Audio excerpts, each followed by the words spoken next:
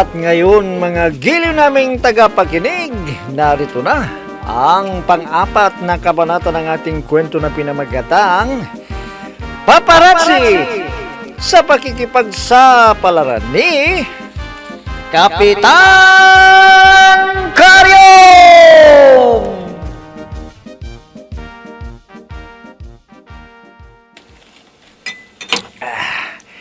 Wala na akong maisip pare.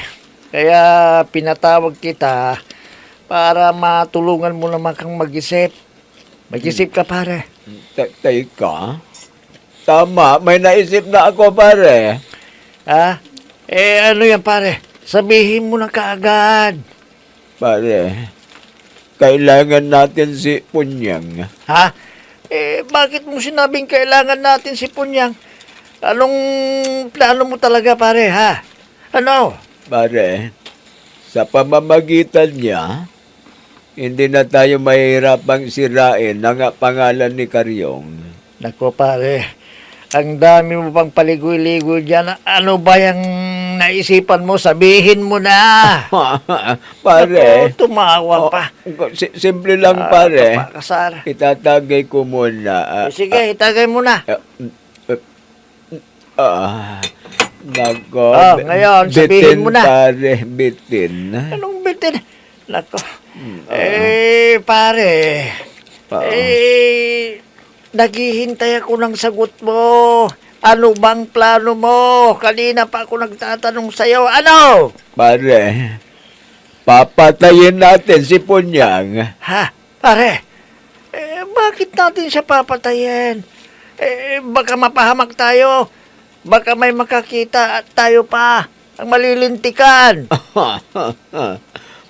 Napaka-nervyoso mo naman, pare. Pare, hindi siya nervyoso ako. Pero ang iniisip ko Tama na, pare. Ah. Nagbibiro lang naman ako Hindi natin papatayin. Kung di ganito ang gagawin natin, makinig ka, pare Asyong. Makinig ka.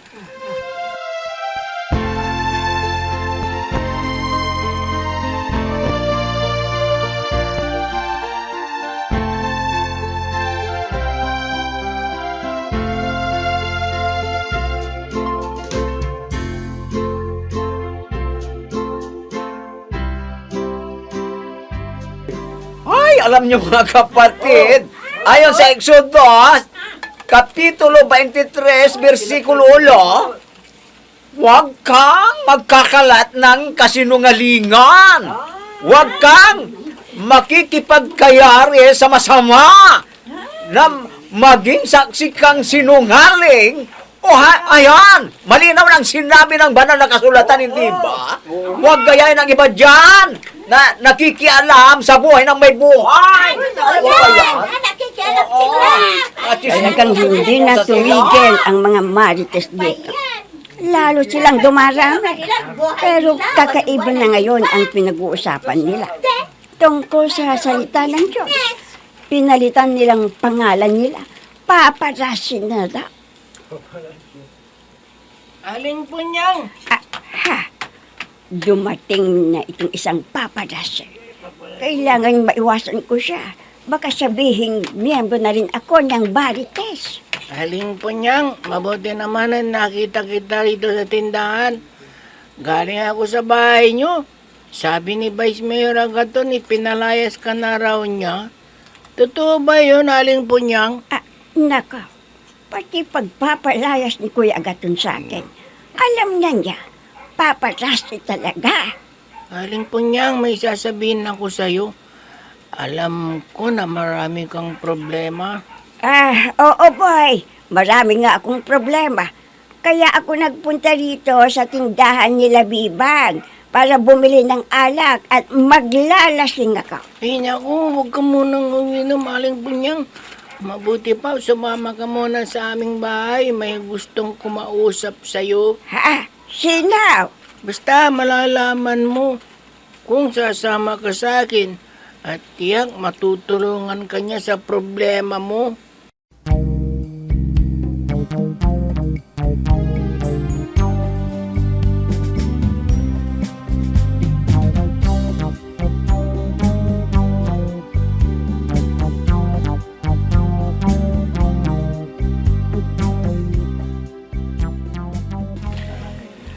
Alam kong napakarami mong problema po niyan. Naaawa na kami ni Pare Adong sa'yo. Tama ang sinabi ni Pare Asyong Punyang. Ikaw nga ang pinag-uusapan namin eh. Lagi ka na lang inaapi ng Kuya Agaton mo at si Kapitan. Nang bababae naman na hindi ba? Oo nga eh. Lagi akong nasasaktan dahil hindi na siya tumitigil sa pambababae. Una, si Kulasa, si Shirley, minsan naman pati si Bibang, at pati si Judy ang nabakla, pinatulan. At tapos ngayon, si Veronica. Bakit kasi hindi mo isumbong kay Rudolph? Napahiya lang ako sa Rodolph na yon. Ayaw akong paniwalaan. Napakatanga niya. Ano? Hindi pwedeng hindi kanya paniwalaan na Punyang. Dahil totoo. Ginawa ko na ang lahat para mahuli sila sa aktaw. Pero sabi ni Rudolph sa akin, tinuturing daw ni Veronica na parang tunay na tatay ang asawa ka. Nako. Di sinabihan mo sana ang asawa mo, Sinabihan ko na rin siya. Nasampal ko pa nga eh. Pero ang sabi niya, itinuturing daw niya na parang tunay na anak si Veronica. Tulad ng pagturing daw niya kina Kulasa at Shirley. Kaya wala akong nagawa. Pati ang kuya ko, ayaw na akong paniwalaan.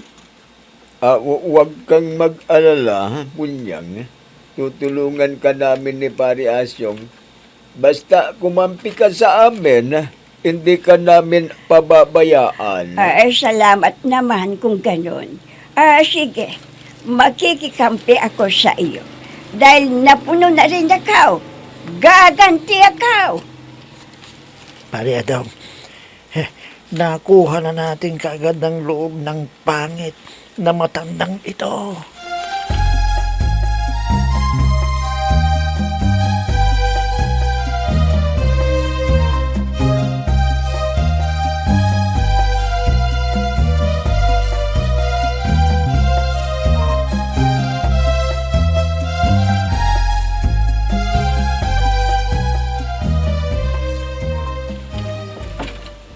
Bayaw, halika at mag-almusal muna tayo.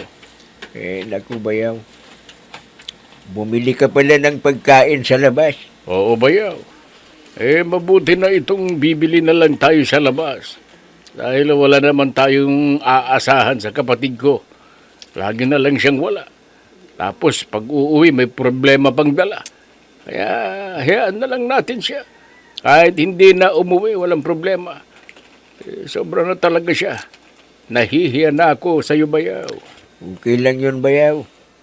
Mabuti naman at nakita mo rin ang pinagagawa sa akin. Sobra siyang silusa eh. Lahat ng babae na makakausap ko panghihinalaan. Pati bakla. Nakaw. Alam ko, Bayaw, nung una galit na galit ako sa iyo. Dahil nagsusumbong siya sa akin na marami ka raw chicks. Yung pala, hindi totoo. Bayaw. Kailanman, hindi ko ginawa yan. Kasalanan sa Diyos yan eh. Yung pangangalo niya, nakaw. Hindi ako kagaya ng iba dyan na hindi kontento sa isang babae. Gusto nila lahat ng babae na makursunada nila mapapasya kanila kahit may asawa na. Ha? Bayaw, pinasasaringan mo naman yata ako eh. Oo. Hindi Bayaw. Nadulas lang ang dila ka. Halika na at kumain na tayo. Alam kong gutom ka na rin. Halika na, Bayaw.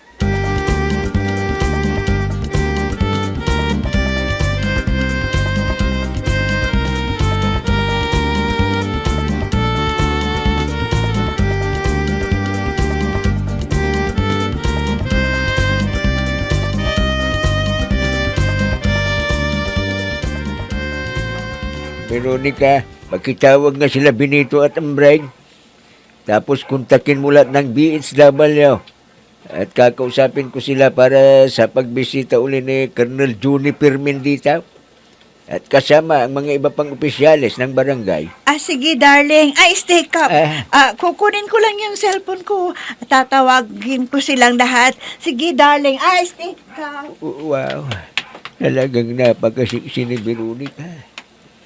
Matutukso talaga ako kapag ganyan alindog nang makakasama ka. Oh, Veronica, kailangan magkaulayaw ulit tayo kahit sandali lang. Makakakyat na ako sa langit. Bayaw! Bayaw, Bayaw, ikaw pala. May kailangan ka ba sa akin? Bayaw, pwede ko bang makausap sandali si Veronica? At kung maaari sana ay kaming dalawa lang. Kwan, hindi pwede. Kwan, sige Bayaw, sige lang. Kung gano'n ay pwede bang lumabas ka sandali para magkausap kami ng masinsinan? Sige Bayaw, kausapin mo na at lalabas ako. Salamat, Bayaw. Nasasaktan ako kapag susuyin ni Bayaw si Veronica. Sa akin lang siya. Dito lang ako sa may harap ng pintuan. Kapag nararamdaman kong niyayapos na ni Bayaw, papasok ako kaagad para hindi niya mahawakan si Veronica.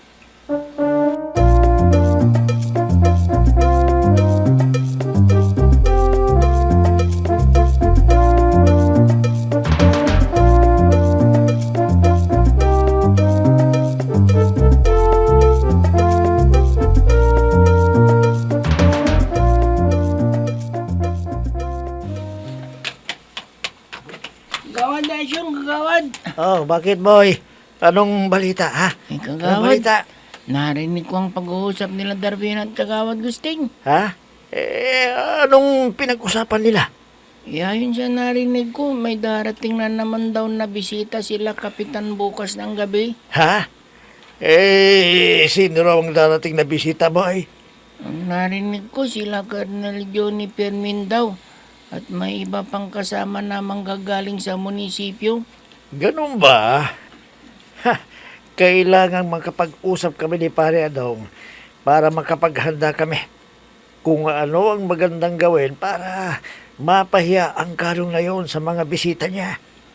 Sige kagawad, sabihin mo lang kung kailangan mo ang tulong namin ni Pare Bonjing. Sige boy, tatawagin ko na lang kayo kung kailangan namin kayo ni Pare Adong.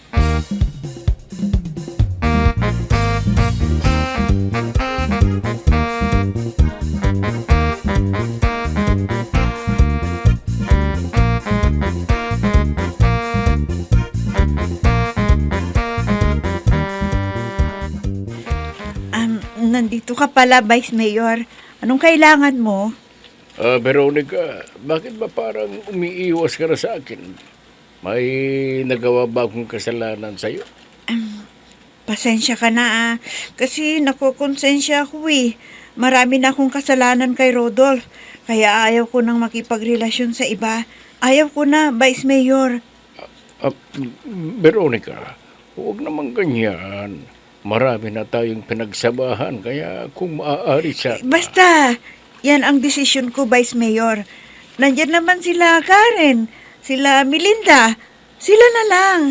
Kaya mula sa araw na to, ayaw ko nang magkaroon ng relasyon na kahit sino mang lalaki. Veronica, hindi ko basta-basta matatanggap yan. Hindi, Veronica. Sabihin mo nga sa akin kung ano talaga ang dahilan. Nasabi ko na ang dahilan. Nakokonsensya ako. Dahil matagal ko lang niloloko si Rodolph Kaya sorry Pero Veronica, kailangan maging akin ka muli. Huwag mo akong hawakan. Bitawan mo Veronica. ako. Bitawan mo ako. Bitawan mo ako.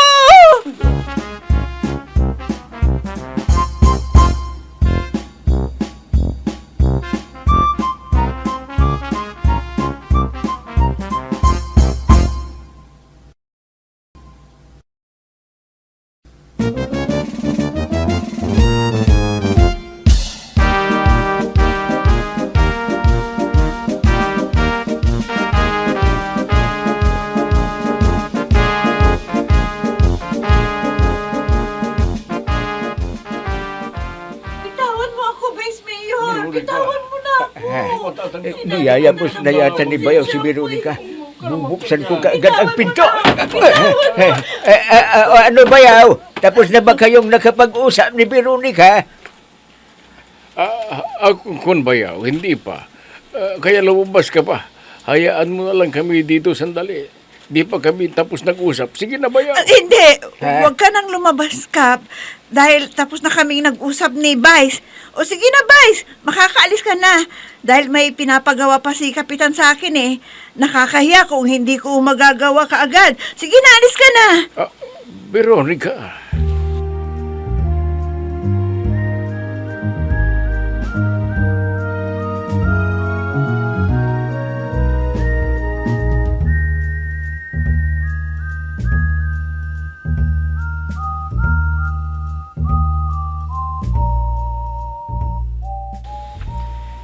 Yan ang dahilan kung bakit ka namin pinatawag, Punyang.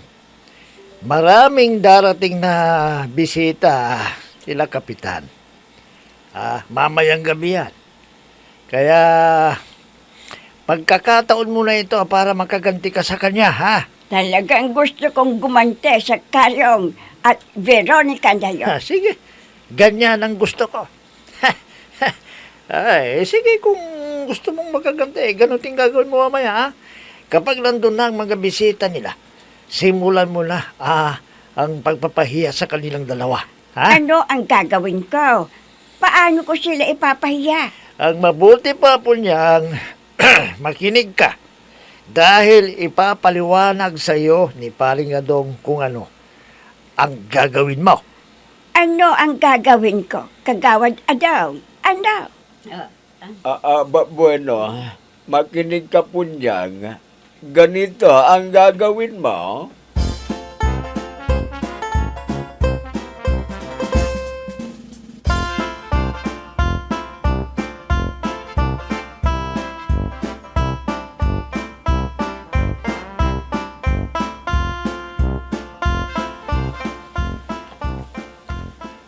Ang ibig mong sabihin, sinusuyo ka na naman ni Vice Mayor Agaton? Oo, Pining. Kaya lang ayaw ko na sa kanya. Ayaw mo na, dahil na-in-love ka kay Kapitan, ganun ba? Shh! Pining naman. Huwag kang masyadong maingay. Baka may makarinig. Naku, wala nang ibang tao dito, kundi tayo lang eh. Ha? Teka, parang may tao sa tapat ng bintana. Masilip nga. Sinasabi ko na nga ba eh. Hayan, Pining! Tingnan mo kung sino yung galing dito. Tingnan mo! Siboy-sibuyas yun ah. Oo, Pining. Naku, baka narinig niyang lahat ng pinag-usapan natin. Ipagkakalat na naman yun. Naku, sorry friend. Hindi ko alam na nandyan pala siya sa tapat ng bintana at pinapakinggan ang pinag-uusapan natin. Tsak, Pining. Ipagkakalat niya yung narinig niya. Naku, di primera pa naman paparazzi ang abnoy na yun.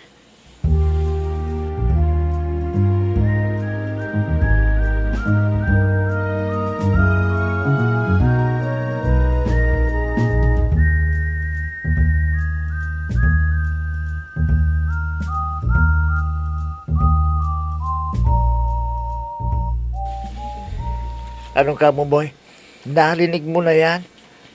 Na pinag-usapan nila Pining at Veronica? Oo, kagawad.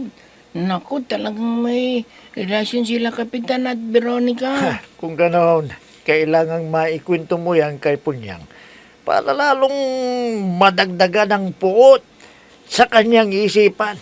At pagdating ng mga bisita nila, ipapahiya niya ang asawa niya, lalo na si Karyong. Kuan. Anong balita, Aboy? Nako pare, may bago na namang nakalap na balita si Boy at tiyak. Madadagdagan na naman ang ni Punyang kapag nalaman niya ito. Kuan, ano ba yun, Boy? Ikwento mo naman sa akin. Sige, kagawad, Adong. Makinig ka at ikukwento ko sa iyo ang napag-usapan nila Pining at Veronica.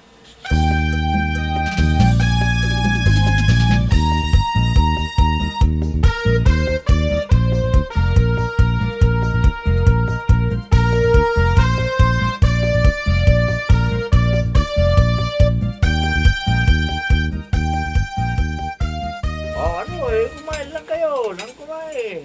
Ang dami-dami ko dyan. Kumain lang kayo kumain. Hawakan naman. Kap? Kung natin ito. Tuwang-tuwa silang lahat, oh. Inupuri nila tayo dahil napakatahimik ng ating barangay. Ay, oo nga eh. Sabi nila, naniniwala silang may nanabutay lamang sa atin noong nakaraang nagpunta sila rito. Pero naniniwala raw sila na sa ating kakayahan na napatahimik natin ang barangay. Ay, mag-visit kayo! Ikaw ka lang! Kasama mo pa yan, kabit mo dito! Kaya hindi ka na umuwi na bahay! Dahil Veronica na yan! Ha? Ay, nako! Ay, nako!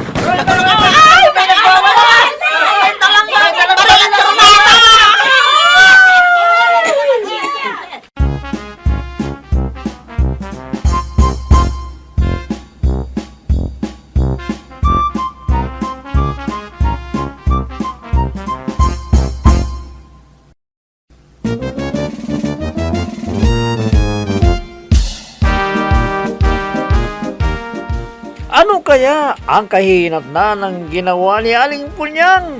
Mga gilo naming tagapakinig, abangan ang susunod na kabanata ng ating kwento na pinamagatang Paparazzi sa pakikipagsapalaran ni Kapitan Karyong!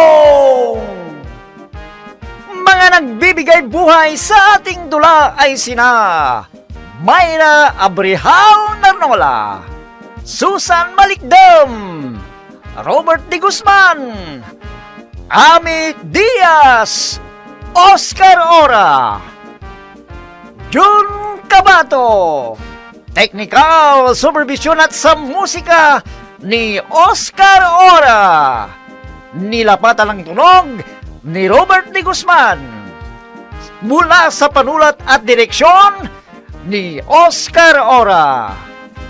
Kapitan Karyong!